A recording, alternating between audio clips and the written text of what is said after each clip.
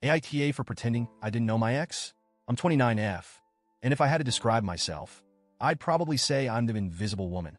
Not in a tragic way, but I'm the kind of person who tends to fade into the background.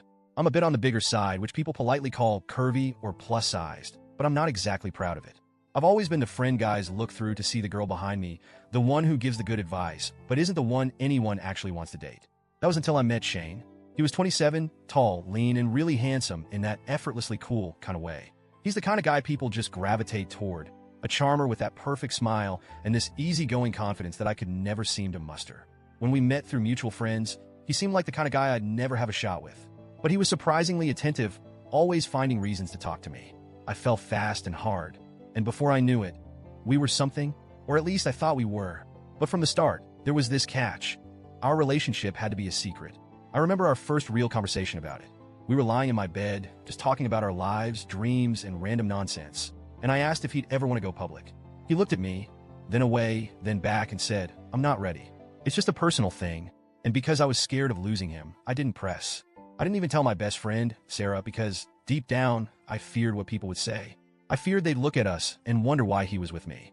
So I kept quiet, convincing myself it was temporary, that things would change. For 2 years, that was our routine. Shane would come over when he could, spend the night, and we'd act like we were together, but only behind closed doors. Eventually, he even moved in with me. I took that as a sign that we were progressing, like I was finally someone worth loving openly. Every day, I held out hope that one day he'd see me differently, that he'd want me for all the world to see too. Then one day, after nearly 2 years, I came home from work to find his things gone. His clothes, his toothbrush, that ugly mug he insisted on using every morning, it was all gone. Just like that, without a word, he ghosted me. I tried to call him, and that's when I found out he'd blocked my number, blocked me on every social media platform. I remember sitting on my bed that night, staring at the empty closet, feeling hollow and wondering what I'd done wrong. It wasn't until a week later that a mutual friend casually mentioned, "Did you know Shane and Jess are a thing?" Jess, a gorgeous, slim, successful woman who was the polar opposite of me. They were posting pictures together, vacationing, doing all the things he'd refused to do with me. I was a secret as stand-in. I was his backup until he found someone he deemed worth it. That realization wrecked me in ways I can't fully explain. But what could I do?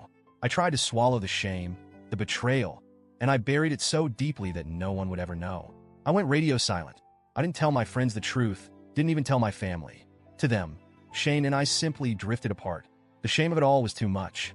How could I explain that I'd let myself be used and discarded like I was nothing? And worst of all, how could I tell anyone I'd willingly let myself be treated like this? I didn't speak to Shane for a year.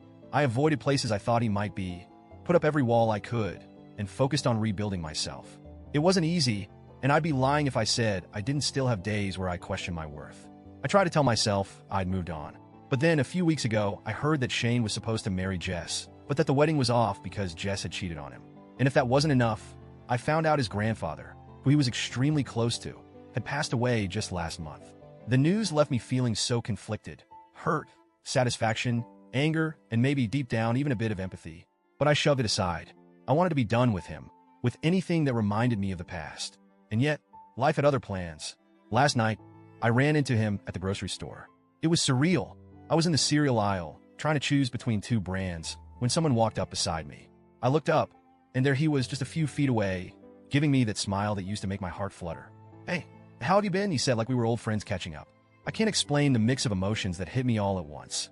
I wanted to scream, to cry, to laugh in his face, and let him know exactly what he'd done to me.